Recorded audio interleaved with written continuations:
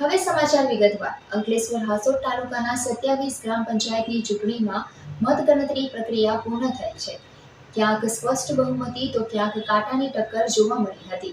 અનેક પંચાયતમાં મોટા ઉલટફેર જોવા મળ્યા હતા. જૂના દીવા ગામમાં આઝાદી બાદ પ્રથમ વખત લઘુમતી સરપંચની જીત થઈ હતી. અંકલેશ્વર હાસોટ તાલુકાના 27 ગ્રામ પંચાયતોમાં મતદાન પ્રક્રિયા યોજાયા બાદ આજરોજ મતગણતરી પ્રક્રિયા હાથ ધરવામાં આવી છે. બંને તાલુકા મથકે ચુસ્ત પોલીસ બંદોબસ્ત વચ્ચે મતગણતરી પ્રક્રિયાનો પ્રારંભ થયો હતો.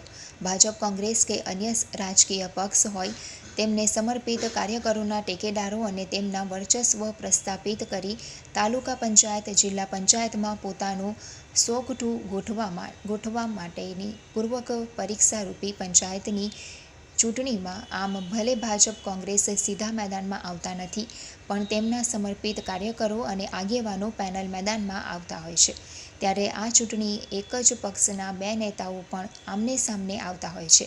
પંચાયતી રાજના સૌથી મોટા લોક ઉત્સવ ગ્રામ પંચાયતની ચૂંટણી યોજાઈ હતી. ત્યારે અંકલેશ્વર તાલુકામાં 23 ગ્રામ પંચાયતો અને હાસોટ તાલુકાના 4 ગ્રામ પંચાયતોની ચૂંટણીમાં મતદાન પ્રક્રિયા યોજાઈ હતી. વરસાદી માહોલ વચ્ચે મતદારોનો અભૂતપૂર્વ ઉત્સાહ જોવા મળ્યો હતો. ત્યારે આજ રોજ મતગણતરી પ્રક્રિયા હાથ ધરવામાં આવી હતી. અંકલેશ્વર તાલુકાના 23 ગ્રામ પંચાયતોની ચૂંટણીની મતગણતરી પ્રક્રિયા શહેરમાં આવેલ EN જીનવાલા હાઈસ્કૂલ ખાતે હાથ ધરવામાં આવી હતી. જેમાં દીવા, સજોદ, ડઢાલ, કોસંબડી, માંડવા, ધંતુરિયા, જૂના દીવા સહિત અન્ય મતગણતરી પ્રક્રિયામાં ચૂંટણી વિભાગના 160 જેટલા કર્મચારીઓ જોડાયા હતા. મતગણતરી પ્રક્રિયા શાંતિપૂર્ણ રીતે સંપન્ન થાય એ હેતુથી 150 પોલીસ કર્મચારીઓને તૈનાત કરવામાં આવ્યા હતા. સવારે 8 વાગ્યાથી શરૂ થયેલી ગણતરી સાંજે 6 વાગ્યા સુધી ચાલી હતી.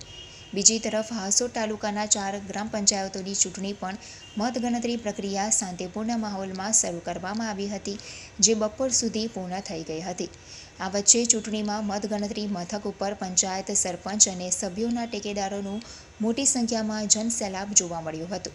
એક પછી એક પંચાયતના પરિણામ આવતા જ વિજેતાના વરઘોડા નીકળ્યા હતા, તો હારનારને પાછળના બારણે જતા નજરે પડ્યા હતા.